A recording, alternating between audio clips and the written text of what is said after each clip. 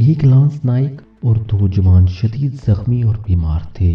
گو کہ وہ سب باری باری ایک دوسرے سے سامان منتقل کرتے یہاں تک آئے تھے۔ ان تینوں کی کمر سے خون بہہ کر کپڑوں پر جم چکا تھا، لیکن کیا مجال جو عزم و عمل کے ان پیکروں نے ایک لمحے کے لیے بھی اپنے زخموں کی خبر اپنے ساتھیوں کو ہونے دی۔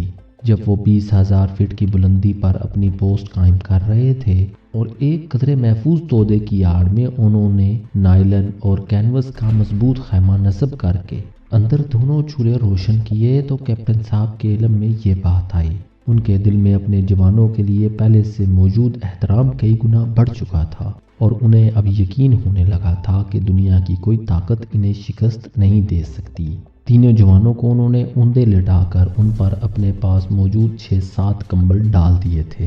ابتدائی طور پر درد اور بخار کو روکنے والی کچھ گولیاں انہیں کھلا کر کیپٹن جاوید نے نوجوانوں کو کھانا بنانے کے لیے کہا۔ یہ کھانا وہ ٹین کے ڈبوں میں بند اپنے ساتھ یہاں تک لائے تھے، لیکن یہ الگ بات تھی کہ اب ان ڈبوں میں موجود کھانا منجمد ہو چکا تھا۔ ان کی گاگوں میں موجود پانی نے برف کی صورت اختیار کر لی تھی اور انہیں پینے کے لیے بھی پانی گرم کرنا پڑتا تھا۔ ان کی زندگیوں کا انحصار یہاں تک پہنچنے والی کمک پر تھا، جس کا کچھ اندازہ نہیں تھا کہ وہ کب ان تک پہنچے گی۔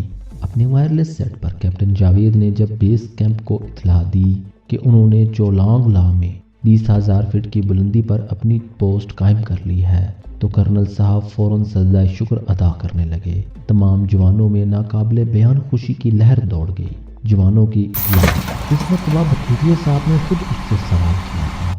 سر 3 جوان شدید زخمی اور بیمار ہیں، ادویات ختم ہے، کیروسین آئل اگلے 2 گھنٹے بعد ختم ہو جائے گا۔ کیپٹن جاوید کے لیے اب کچھ چھپانا آرمی رولز کی خلاف ورزی سمجھا جاتا۔ ڈٹے رہو، ہم ہیلی کاپٹر بھیجنے کی کوشش کرتے ہیں۔ بریگیڈیئر صاحب نے ان کا حوصلہ بڑھایا۔ جوانوں کا مورال بلند ہے سر، ایک دم تیار بر تیار ہے۔ اسے اپنے عقب سے صوبیدار عنایت اللہ کی آواز سنائی دی۔ میں جانتا ہوں، اس نے انگریزی میں بڑبڑاہٹ کے انداز میں کہا۔ کیپٹن جاوید سمیت کسی بھی جوان کی جسمانی حالت ٹھیک نہیں تھی۔ اونچائی اور آکسیجن کی کمی کی وجہ سے ان کے سر میں درد ہو رہا تھا۔ وہ سر درد کے لیے گولیاں مسلسل استعمال کر رہے تھے، لیکن کیا مجال جو شجاعت و وفا کے ان پیکروں نے ایک لمحہ کے لیے بھی کسی قسم کا شکوہ کیا ہو۔